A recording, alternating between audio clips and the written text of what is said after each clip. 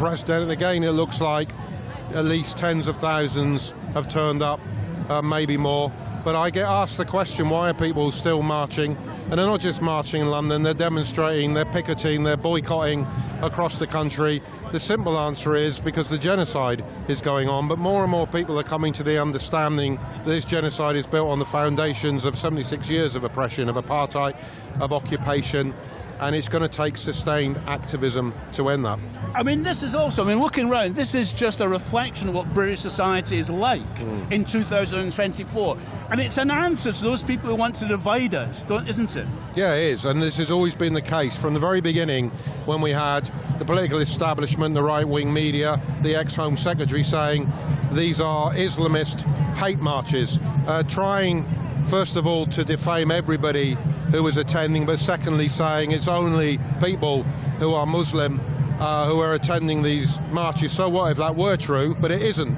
It's a massive cross-section. It's young and old. It's people with families. We got a parents' block that comes to every demonstration. We got media workers. We got health workers, doctors and nurses who attend every demonstration. And at every demonstration, of course, there are hundreds of people marching in an organised Jewish bloc. So it's an entire cross-section of British society, of people of conscience saying we want an end to every aspect of UK complicity with this genocide. Now, one last question. We're 1 month into a new government here in this country, Sir Keir Starmer. What's your rating so far? Could do a hell of a lot better. Look, positive that they restore funding to UNRWA, but that should never have been withdrawn in the first place.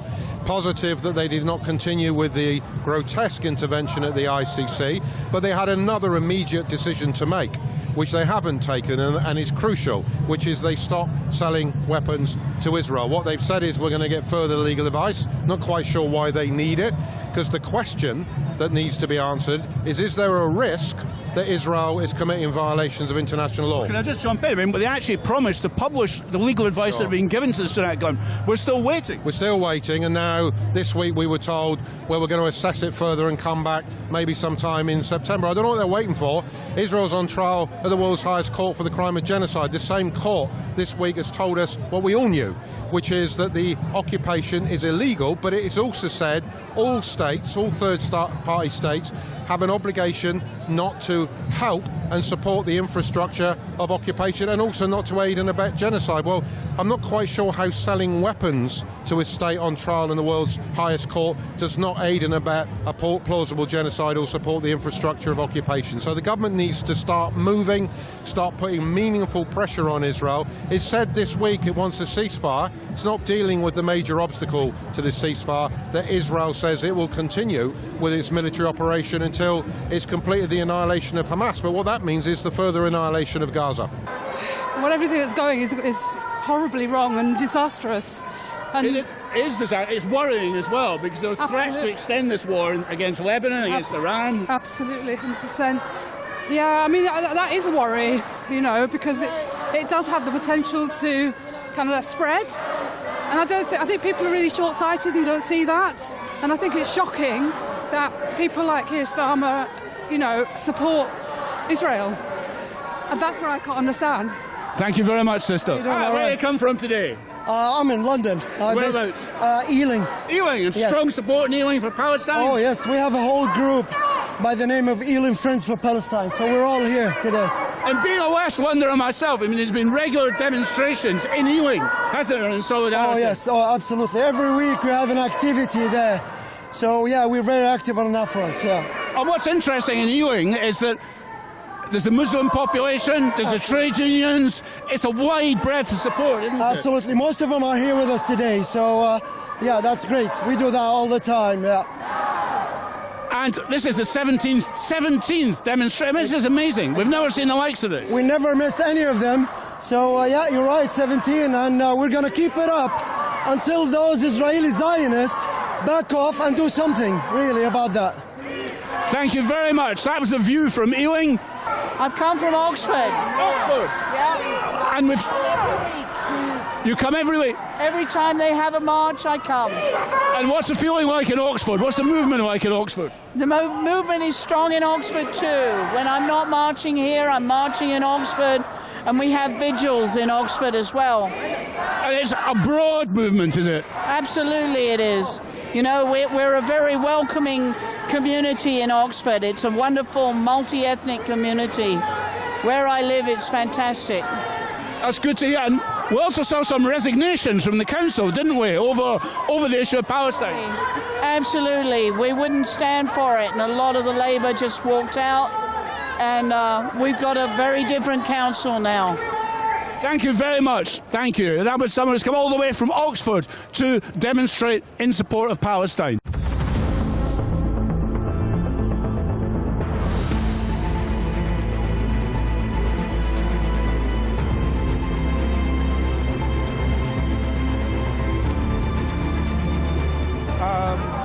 With the images we're seeing of women and kids being killed, it just needs to stop. There needs to be a way that they're able to sort this out. Thank you very much, and it's great to hear that message from South East London. Thank you. So now we're now here as a group. They won't be able to talk to us because it's Saturday, it's a Sabbath, but a group of Orthodox Jews showing that there is support in the Jewish community for the people of Palestine. So great to see them. They won't talk because it's against the rules of their religion in terms of that. So we're just picking up the pace here as we come down into Whitehall. If your camera catches us, you can see Big Ben in the distance. We're now in the centre of British political power as we march down towards Downing Street, home now to Sir Keir Starmer coming through.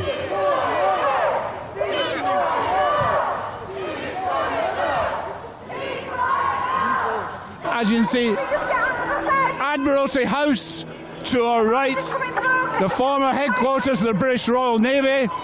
Back in the day, ruled the waves, no longer, of course.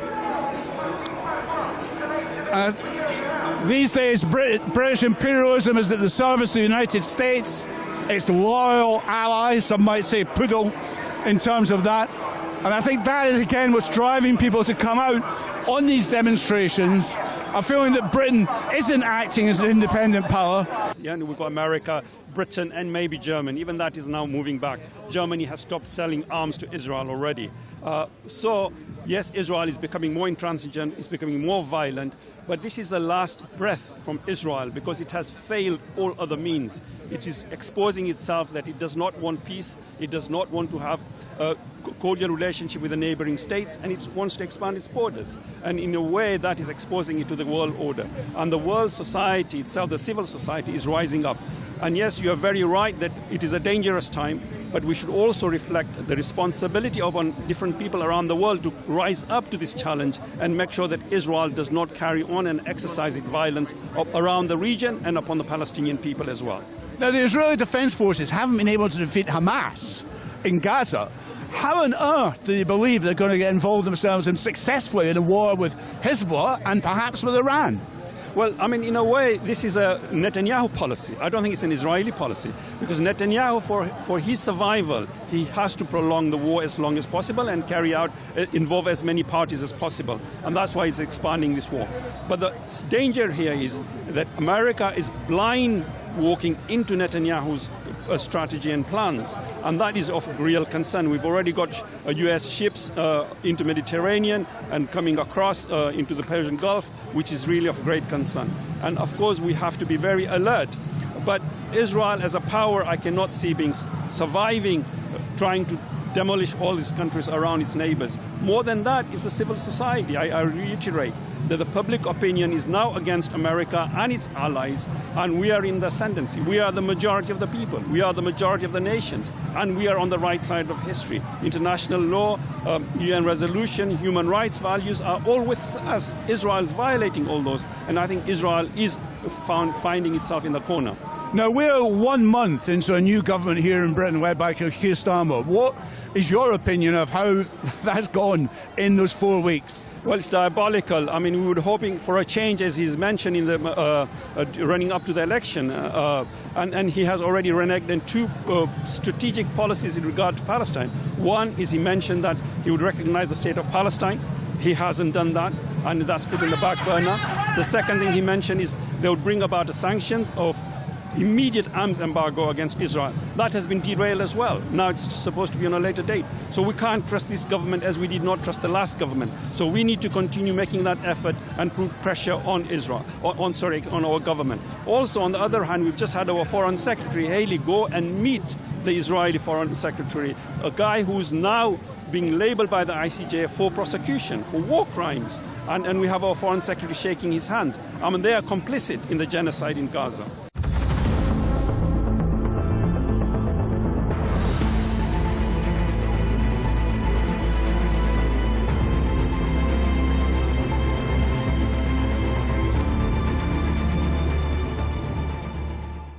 We're now going to be joined by a French MP, Jérôme Lagarde, from the Insommet, which was part of the Nouvelle Populaire Front Populaire, who did so well in the elections. Could you just explain to us, Jérôme, why was it that the left did so well in those elections? Alors, against all expectation, the left has indeed has a big success in the election because it led its campaign on a program to break with all the policy of Macron.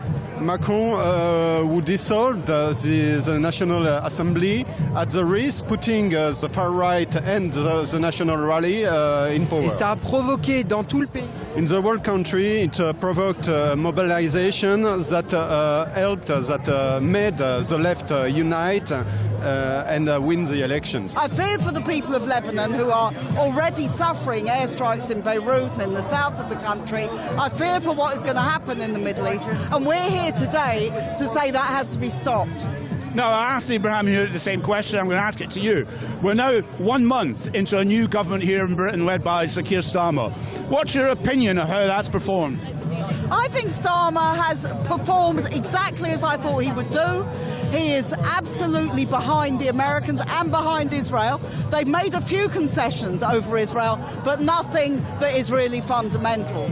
And the truth is, David Lammy has got absolutely no alternative in the Middle East but backing Israel, and that is going to end in catastrophe. As well as that, their policies at home, including attacking the fuel allowance for pensioners, which they've now just got rid of completely unjustifiably.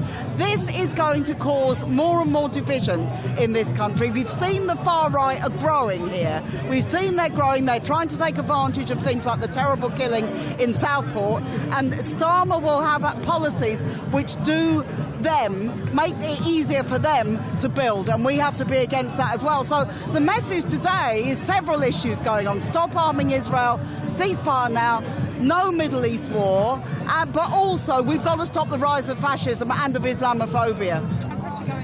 And here's an old friend of Islam Channel, John Rees. John, welcome. This is, I think, the 16th or 17th demonstration? Yeah, 17th, yeah. 17th demonstration. I mean, this is fairly incredible. We've not seen the likes of this in British history, have we? No, I mean, the intensity of the mobilisation, the length of time that these have been going on, the scale of each mobilisation, this is going in the history books, no question. No, it's also taking place against the background 1 month in of a new Labour government. We saw Labour take a hit in that election, even though it won.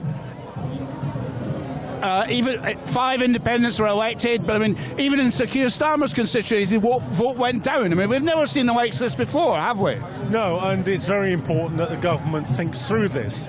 Of course, there'll be a certain arrogance that they assume because of the scale of the majority that they have in the House of Commons, but that isn't reflected and wasn't reflected in the proportion of the votes that they got in the general election. And we're already beginning to see those chickens coming home to roost, because have a look at where the 35 far-right demonstrations are this weekend. Blackpool, Wrexham, Dover. These are places that Labour has left behind, where Reform was able to step in and gather votes from people who are very, very disenchanted with the political and economic system in this country. And so what's happening is that there's a polarisation. Yeah, there were 5 independent pro-Palestinian MPs elected, but there are also 5 Reform MPs selected. And what is happening in this country is that there's a race between the far right and the progressive left on international policy and on domestic policy about who will best be able to represent those people. Now, in the United States, we've seen Joe Biden pushed to the side. We've seen Kamala Harris come in as the Democratic nominee for president.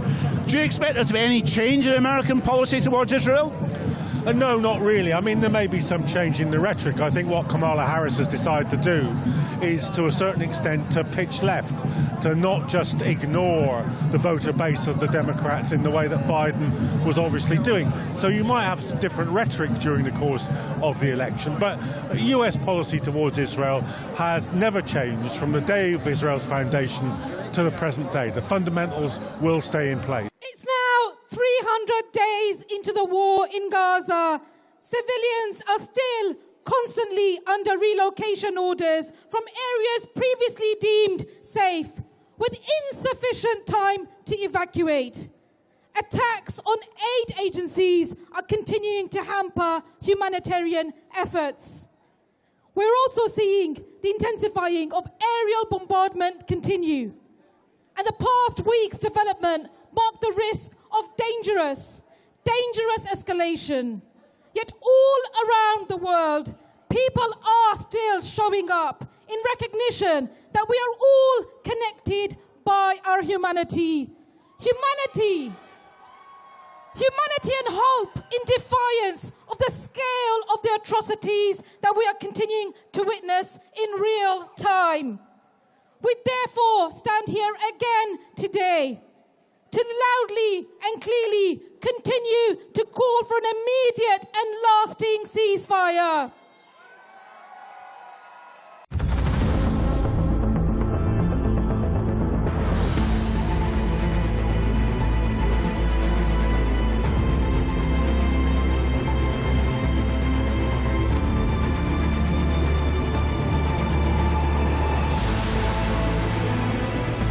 And one of the main organisers of the demonstrations is the Campaign for Nuclear Disarmament.